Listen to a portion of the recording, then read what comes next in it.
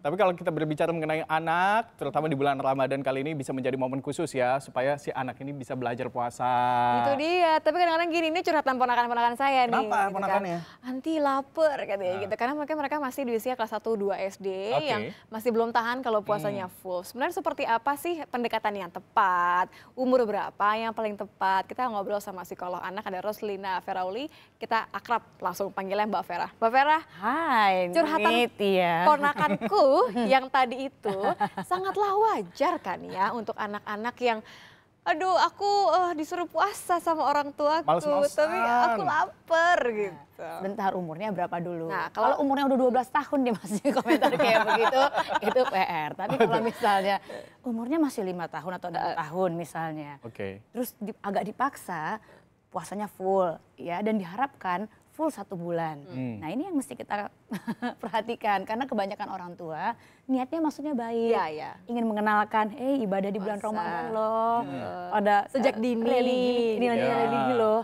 Ternyata kebablasan, kadang-kadang terlalu early, terlalu awal mengenalkan kepada anak dengan pendekatan yang memaksa, ya apalagi pakai ditakut-takutin dengan dosa, dikasih hukuman.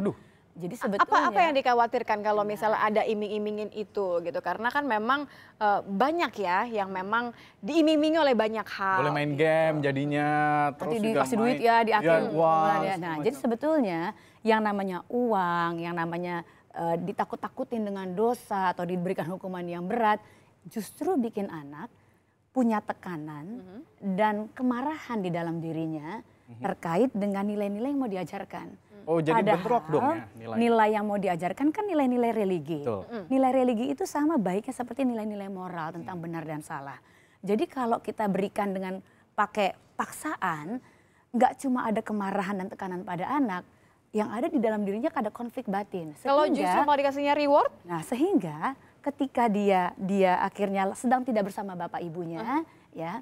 Ketika tidak sedang bersama bapak ibunya, dia akan colong-colong start gitu. Jadi colong-colong untuk buka puasa sendiri atau nggak puasa sebetulnya. Wudunya lama banget, khusyuk. Terus dilama-lamain. Nah kalau kita kasih uang nih, diiming-iming uang. Lah kayak penyogokan dong sebetulnya. Padahal kita butuh anak-anak paham makna tentang puasa ini justru bahwa ini ibadah yang indah loh sebetulnya. Jadi cara ngajarinnya gimana? Pendekatan paling efektif sebetulnya adalah orang tuanya butuh jadi role model nih, jadi contoh ya. Jadi model nih, jadi bukan super model tapi role model sebetulnya bahwa ya dia modelnya, model perilaku buat anak dan anak sejak kapan mulai diperkenalkan puasa. Ini catatan buat mama-mama di rumah nih ya, buat semua sahabat-sahabat kita yang nonton nih ya, Sapa Siang Indonesia ya, Sapa Indonesia Siang. Yang pertama adalah kalau anaknya masih berumur 2-3 tahun, ya perkenalkan puasa cukup dengan sebagai terminologi aja, bahwa ada kata-kata puasa gitu loh. Puasa itu yang mana sih yang dilakukan papa mama sekarang, kita lagi puasa, kita sahur itu cukup. Di usia 4-6 tahun, nanti mereka udah mulai meniru kan.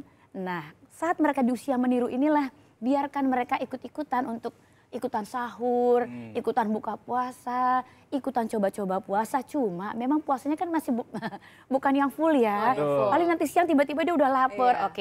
Jadi tadi puasa niatnya pagi, siang-siang dia lapar. Kita buka dulu. Mengapa ini dibolehkan seperti demikian untuk anak-anak yang di bawah usia sekolah, alias usianya masih prasekolah?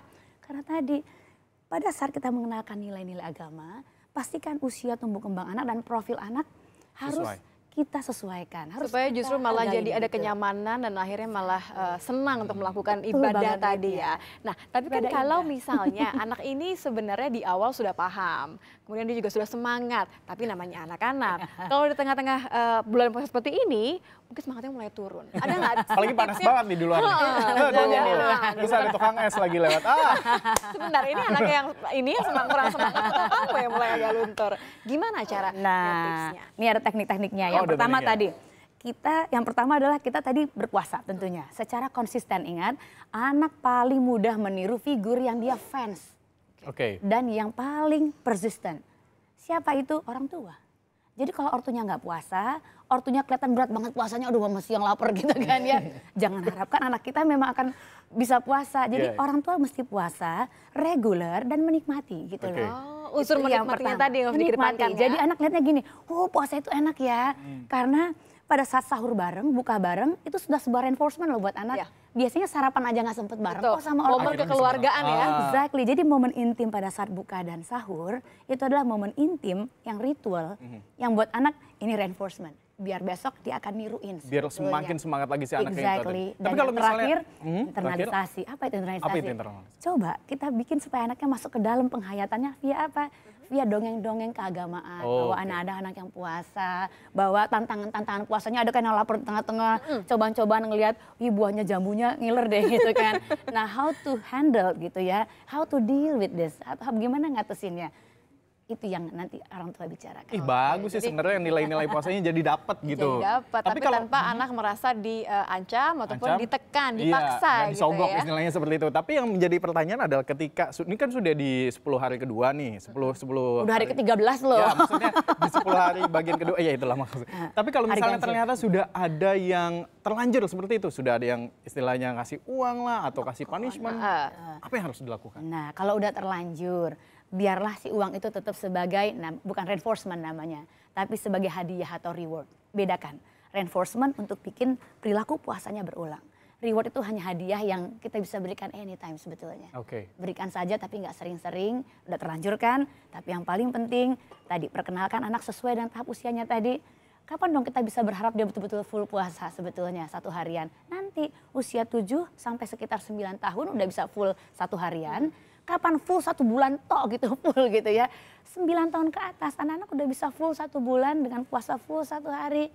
Karena memang usianya udah pra remaja, udah kalau di Islam namanya akil balik, kalau kita udah pubertas, kalau dia udah bisa bertanggung jawab sama diri dan ibadahnya. Gitu. Berarti mungkin pemahaman mengenai kewajiban untuk berpuasa untuk mereka yang sudah melewati atau sudah akil balik ini juga bisa dijadikan satu poin ya. Jadi nggak ada paksaan nanti di usia remaja kan udah kebiasaan dari kecil, dia udah kenal puasa itu apa, udah ngerti nilainya, udah coba-coba pernah ikut, terlatih.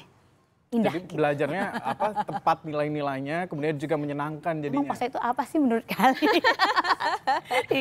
Pakai lagu deh kayaknya. Nah kalau zaman saya muda ya gitu kan. Dulu ya. Kemarin hampir mengakui usia ya.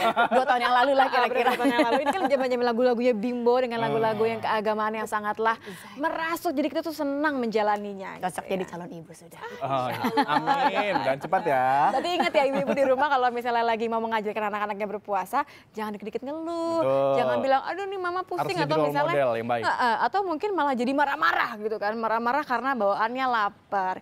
Anak bagaimana orang tuanya, begitu kurang lebih. Betul. Buat tidak jauh jatuh dari pohonnya. Terima kasih.